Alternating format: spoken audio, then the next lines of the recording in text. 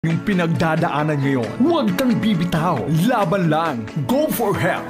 Go for life. With EXL. May buhay sa makabuhay. Serving the Philippines. This is MBC Media Group's Radyo Natin Nationwide, a member of the KBP. Radyo Natin Nationwide.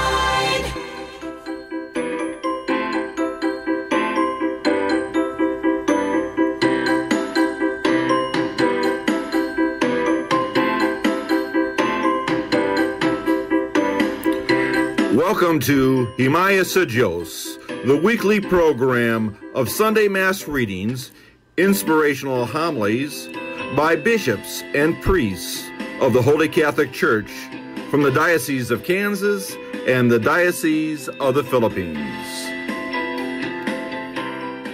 Domingo makaigsunan ko diyan ni Kristo.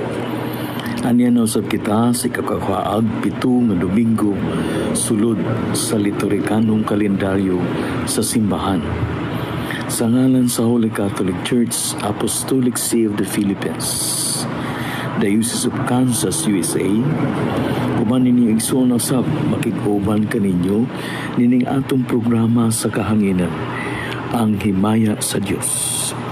Nagipasiugdahan sa Holy Catholic Church, Apostolic See of the Philippines sa Diocese of Kansas sa mainiton ug malhutayon nga pagsuporta sa Missionary Brothers of Perpetual Help. Sa ngalan ni Bishop Stephen Grinke uban ni Deacon Jaime Barili, ani nasab kita mag-inambitay niining mga balaang pulong sa atong Ginoo sulod sa atong mga pagpamalandong nining kakawaag pito na Domingo sa liturhikanong kalendaryo sa simbahan.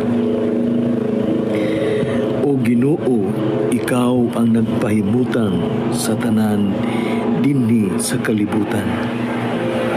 Ug walay makahimo niini gawas kanimo. Imo man nga binuhat ang mga langit ug ang kalibutan ug ang mga bituon. Ikaw ang Ginoo sa tanan. Mag-ampo kita. O Amahan, ang imong gugma kanamo nilabaw sa tanan namong gilauman o gitinguha. Pasaylua ang among mga kalapasan ug ampingi kami diha sa imong kalinaw. Ug dad-a kami nganha sa dalan sa kaluwasan. Kini among gipangayo pinaagi sa among Ginoong Hesukristo imong anak, nga buhi ug hari uban kanimo ug sa Espiritu Santo, Dios nga usa hangtod sa kahangturan. Amen. Makaigsunan ko diyan ni Kristo, malipayong Domingo niining kabuntagon karon kaninyong tanan. Mag-inambitay na usab kita sa mga buhing pulong sa Dios nga diin magahatag kanatog dalan usab sa kinabuhi sa pagsubay sa dalan ug kabubuton sa Dios diya sa atong Kristohanon nga kinabuhi. Bisan tuod mga pulong lang kini nga atong madungog, apan kung kini atong ipahigayon, ipahiluna sulod sa tagsatag sa nato kagalaman ug mga pagbati nga din ato usab naghihuna-huna ug gibati sa atong tagsatag sa kagalaman, kita makapundar sa maayo nga pangunahuna diya sa pagsunod sa kabubuton sa Dios uban sa pagtuman sa iyang mga balaang pulong. Sa asa man madungog kining atong kagayunan sa pagpalanog sa atong pag-inibitay ining programa sa kahanginan, ang Himaya sa Dios. Gihatagan og kinabuhi nining sikat nga estasyon sa radyo, ang 103.9 FM Naval Radyo Natin. Makaigsungan ko diha sa kahanginan kaninyong tanan ug sa nagkahigayon pagpaambit sa ilang panahon ug oras ug mga gutlo sa pagpaminaw ning atong mga pagpamalandong kaninyong tanan. Makaigsunan ko diha ni Kristo, maayong buntag ug malipayong Domingo kanatong tanan. Unang pagbasa, kinutlo gikan sa basahon sa Henesis. Unya niingon ang Ginoong Dios, dili maayo nga mag-inusara ang tao. Himuan ko siya kauban ug katabang nga angay kaniya. Busa, giumol niya gikan sa yuta ang tanang mananap ug langgam, ug gidala niya sila ngadto sa tao aron iyang nganlan sila. Bisag unsa ang ngalan sa tao sa matag usa kanila, mao na nga ang ngalan niini. Busa ginganlan sa tao ang tanang kahayupan. Ingon man ang mga langgam, ingon man usab ang ihalas nga mga mananap, apan walay hipalgan nga kauban o katabang na angay kaniya. Unya gipakatulog sa Ginoong Dios ang tao, ug samtang nahinanok siya, gikuhaan siya sa Ginoong Dios ug gusot, ug gihulipan niya kinig unod. Ang maong gusot gihimo niya nga usa ka babay, ug gidala niya ang babay ngadto sa lalaki. Og niingon ang lalaki, ani aragyod ang sama kanako. Bukog gikan sa akong bukog, ug unod gikan sa akong unod. Babayi ang ngalan niya, kay gikuha man siya gikan sa lalaki. Tungod niini ang lalaki mubiya sa iyang amahan ug inahan, ug mutipon sa iyang asawa, ug mausa sila. Ang pulong sa Ginoo. Salmo responsoryo. Bendisyonan unta kita sa Ginoo sa tanang mga adlaw sa atong kinabuhi. Bendisyonan unta kita sa Ginoo sa tanang mga adlaw sa atong kinabuhi. Bulahan ikaw na mahadlukon sa Ginoo, nga nagalakaw sa iyang kadalanan, kay magkakaon ka sa bunga sa imong binuhatan. Mabulahan gayon ikaw ug mapanalanginan. Bendisyonan unta kita sa Ginoo sa tanang mga adlaw sa atong kinabuhi. Ang imong asawa may sama sa usa ka mabungahon nga bagon nga ana sa tugkaran sa imong balay. Ang imong mga anak sama sa mga tanom nga ulibo-libot sa imong talad. Bendisyonan unta kita sa Ginoo sa tanang mga adlaw sa atong kinabuhi.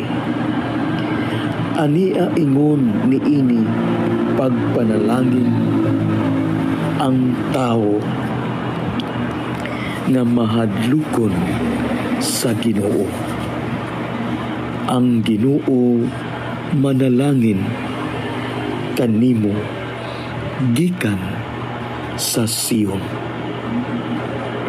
Makakita unta ikaw sa kausbawan sa Jerusalem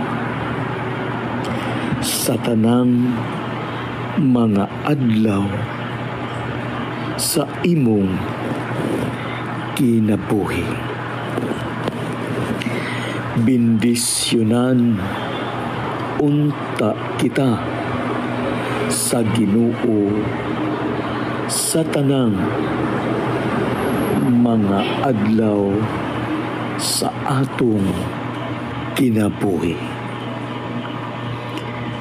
Makakita unta ikaw sa mga anak sa imong mga anak.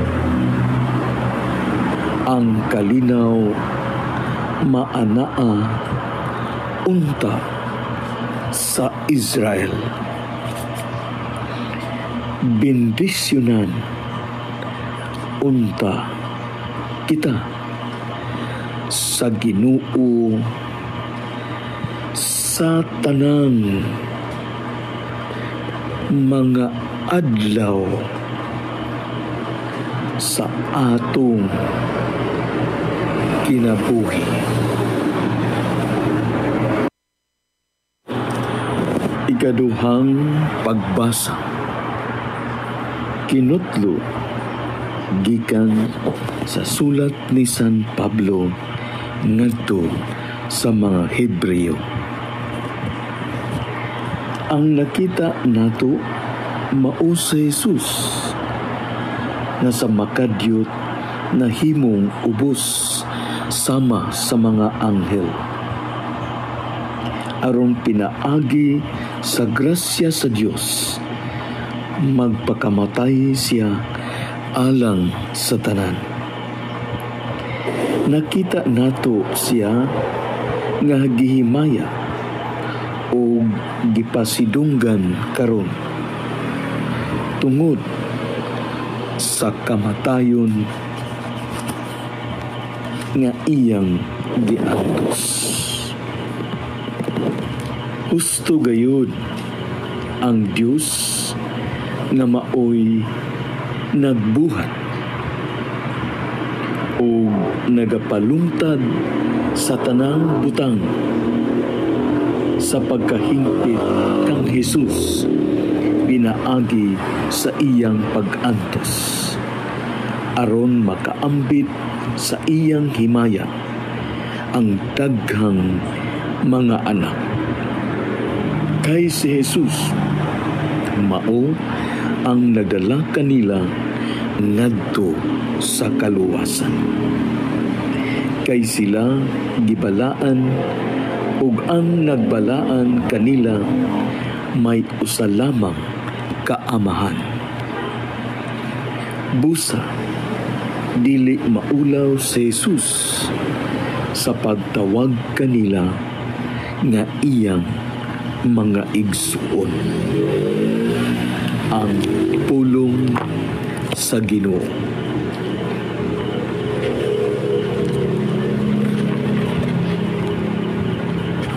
Ang Ginoo maanaa kaninyo. Ang santos nga ebanghelyo sumala ni San Marcos. Ug dihay pipila ka mga Parisiyo nga miduol ug misulay pagbitik kang Jesus. Nangutana sila, nagtugot ba ang atong balaod kang bisan kinsa sa pagbulag sa iyang asawa? Si Jesus misumbalik pagpangutana kanila. Unsa may gisugo ni Moises kaninyo? Mitubag sila. Mitugot si Moises nga ang bana makahimo pagbulag sa iyang asawa. Human niya sulatig-sulat sa pakigbulag ang iyang asawa.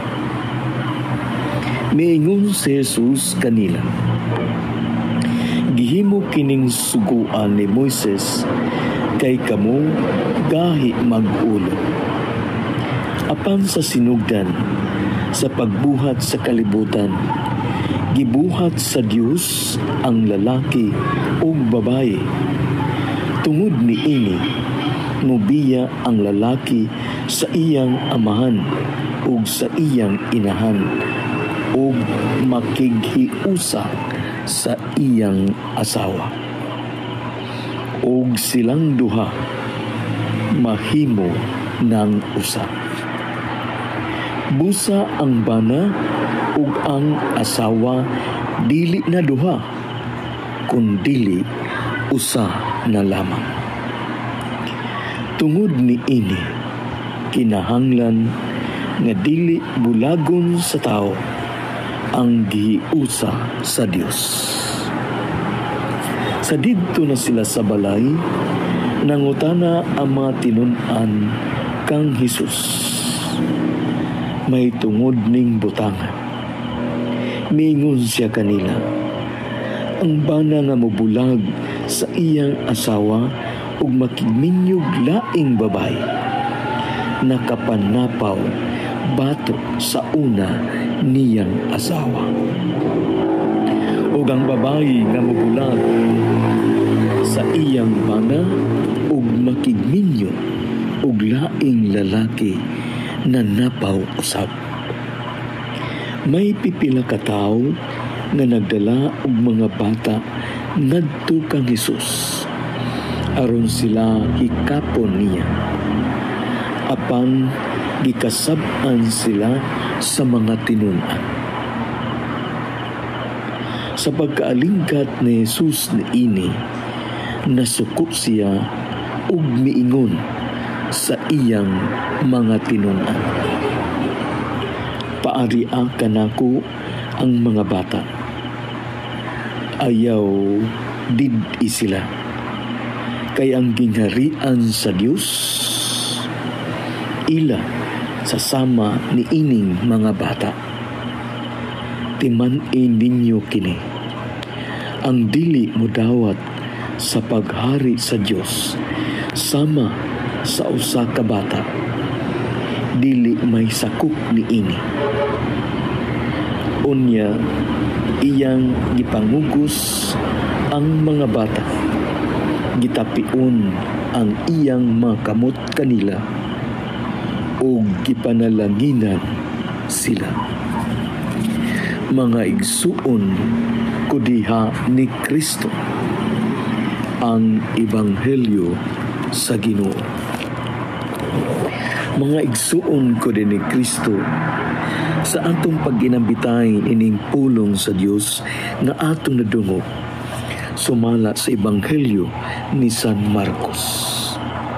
Adunay tulo ka mga butang nga diin umuaoy mo patigbabaw sa atong mga pagpamalando. Adunay tulo ka mga puntos nga atong makuha diining atong pag-inambitay sulod sa mga mensahe sa atong Ebanghelyo. Ang una nga punto makaigsuunan ko, nga diha sa atong tawhanon kinabuhi, gipahimangnuan kita nga ang tao matinumano. Diha sa realidad sa atong pagkatao, anaa ang pagkamatinumano. Maunang sa diin ang mga sulugoon ug sumusunod ni Kristo nangutana kaniya. Si Jesus misumbalik sa pagpangutana kanila unsa may gisugo ni Moises kanila. Mitubag sila.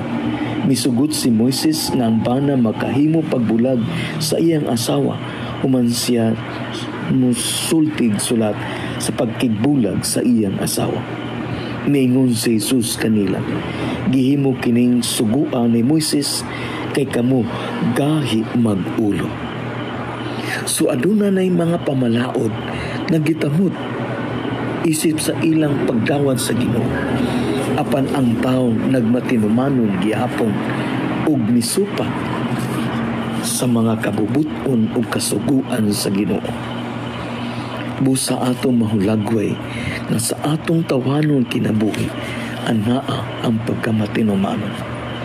Ang ikaduha nga punto makaigsunan ko, nga diya sa atong Kristohan nga kinabuhi anaa kitay kagustuhan nga maoy makapildi sa pagsunod nato sa Ginoo. Mao nang atong madungog diin sa didto na sila sa balay nangutang na ang mga tinun-an kang Hesus may tungod ning butanga. Miingon siya kanila, ang bana nga mabulag sa iyang asawa o makigminyog laing babae nakapanapaw batok sa una niyang asawa ug ang babae nga mabulag sa iyang bana maug makigminyo og laing lalaki na napaw usab. Kini nga hudagway sa binuhatan anaa ang pagtuman sa kagustuhan bisan aduna na sa responsibilidad ug kaakuhan nga diin iyang gidawat at tubangan sa Dios apan nihimo og lakang tungod sa iyang kagustuhan. Busa ang atong kinabuhi anaa ang pagtuman sa kagustuhan.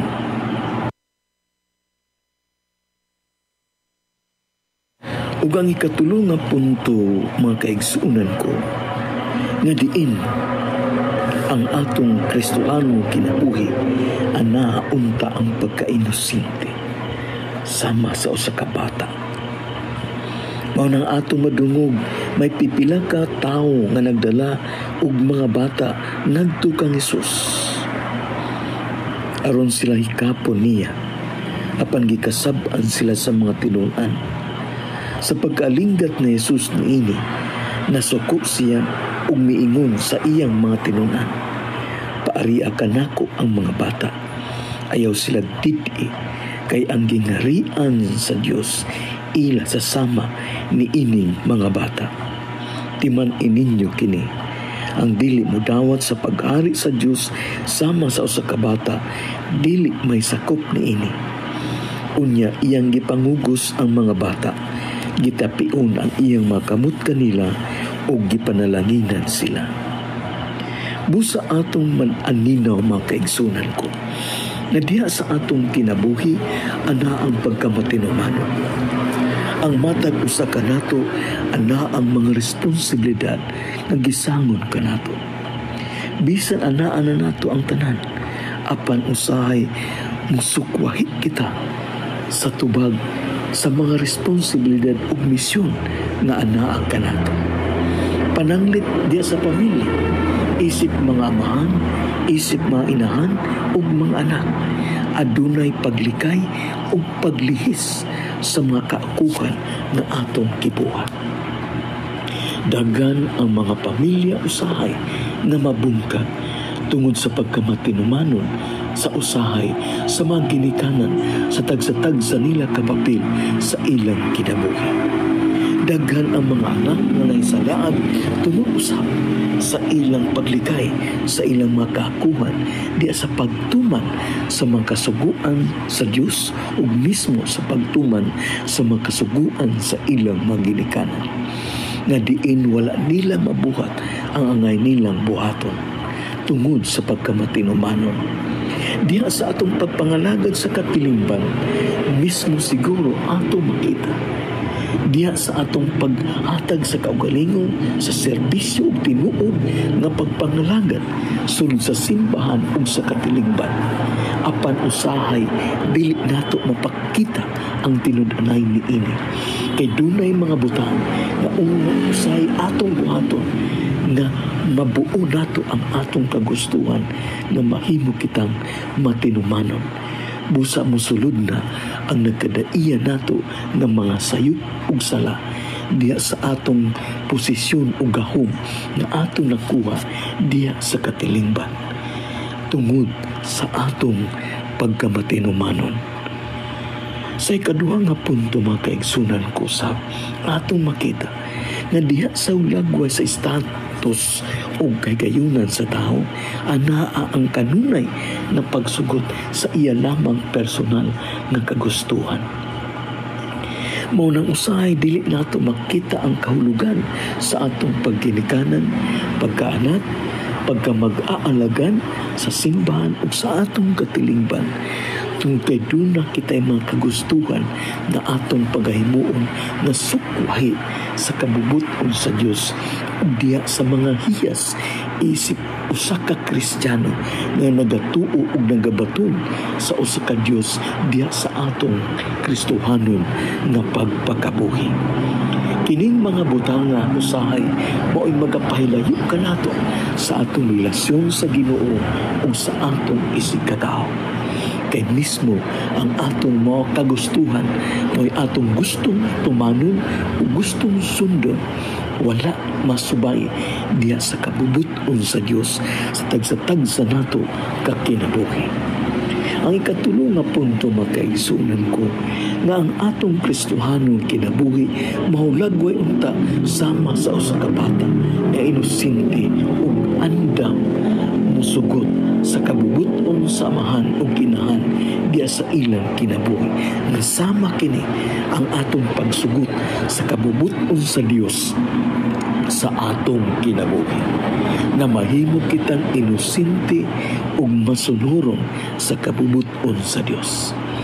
Busa tuod man diya sa atong pagkaginikanan, pagkaanak, gitawag sa pagpangalagad sa kapilingban ug sa simbahan, sa nagkadaiya nato nga trabaho ug profesyon, ato unta kining mapuy-an diya sa pagsubay sa kabubuton sa Dios sa tumang kainosente ug kamasinugtanon nga dinang ato namang makita unta ang mga hiyas ug kabubuton sa Dios aron kita mahiuyon kaniya. Kay ang pagkainosente ug pagkamasunuron sa bata anaa kanunay kini nga mga hiyas ug busa may sama unta kita sa usa ka bata nga andam ug tagana nga mosunod ug mapahiuyon sa kabubuton sa Dios sa atong kinabuhi.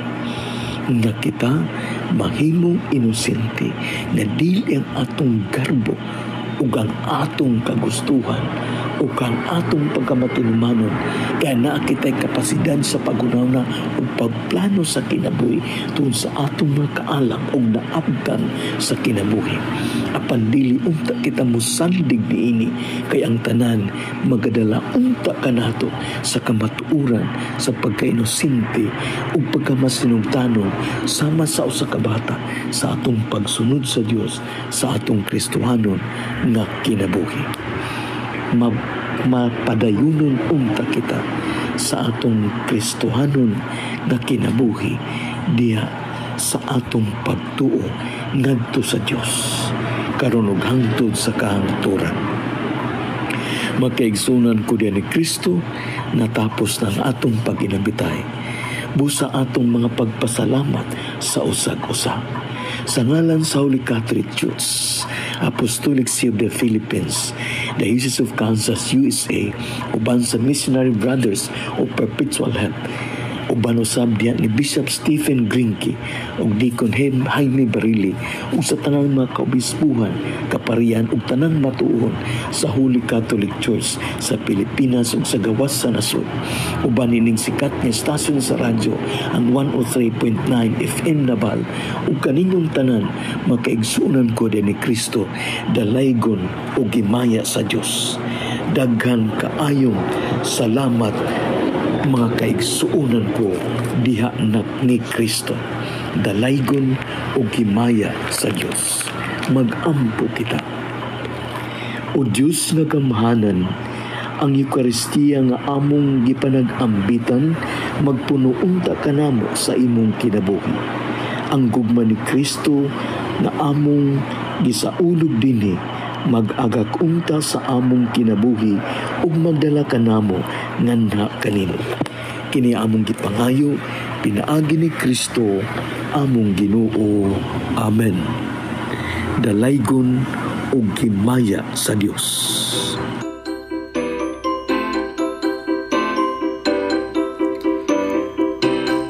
This has been Himaya sa Diyos. Our program was sponsored by the Society of the Missionary Brothers Perpetual Help. Our music is furnished by Ben Sound. Join us next week at this time for Himaya sa Diyos. This is Father Steve Granke saying, Ang Ginu Mana Kaninyo. God bless you all. Our town, our radio, Radyo Natin.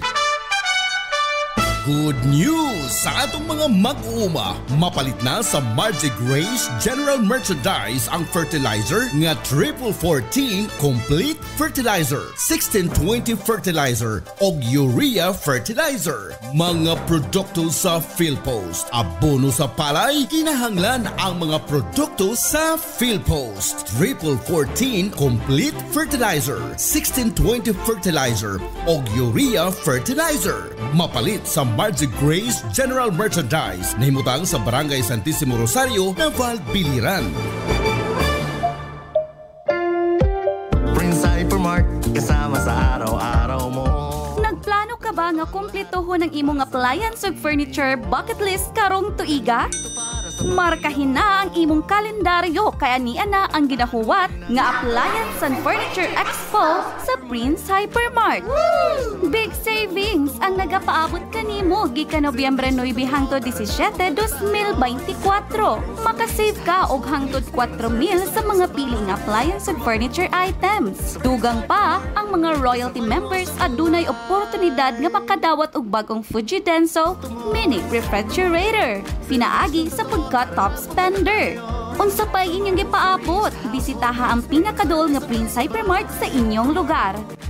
Sa Prince Hypermart, kasabay mo sa buhay. Permitay Fair Trade Permit Number R7141 Series of 2024. See posters for more. DTX 500. Mag DTX 500 na kita. The most superior antioxidant herbal food supplements nga naa mapalit sa mga butika sa may mga diabetes, high blood, taas nga kolesterol, taas nga uric acid. Pag DTX 500 na, makatabang mo pa ubos sa creatinine, makaayo sa may palpitation, insomnia, paminhod, pamuypoy sa lawas ug uban pa. Adto lang ta sa mga butika ug farmasya. Ayaw kalimot pag DTX 500 na. DTX 500. Highly recommended sa mga eksperto.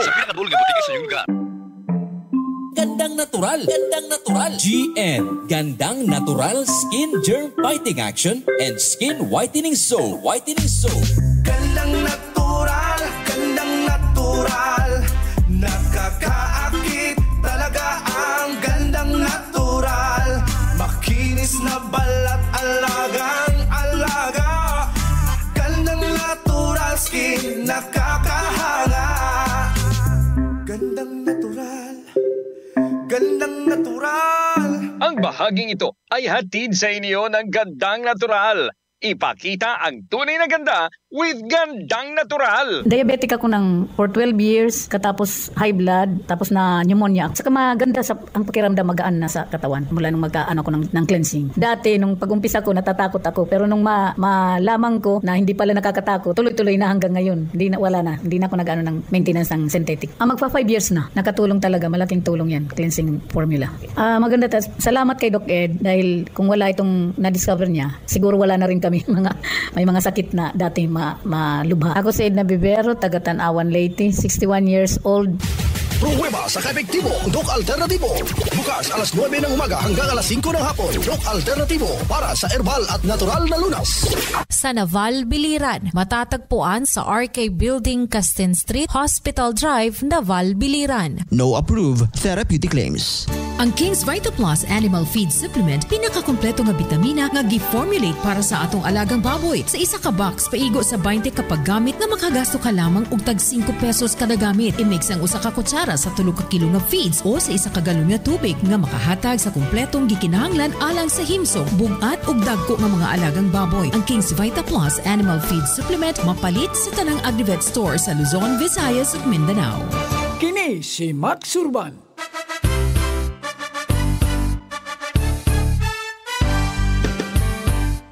Sa mga grocery ug sa mga pharmacy, inyo nang mapalit ang Sid Panyawan Coffee. Pait apan lami, humot ug swabe ang timpla. Sid Panyawan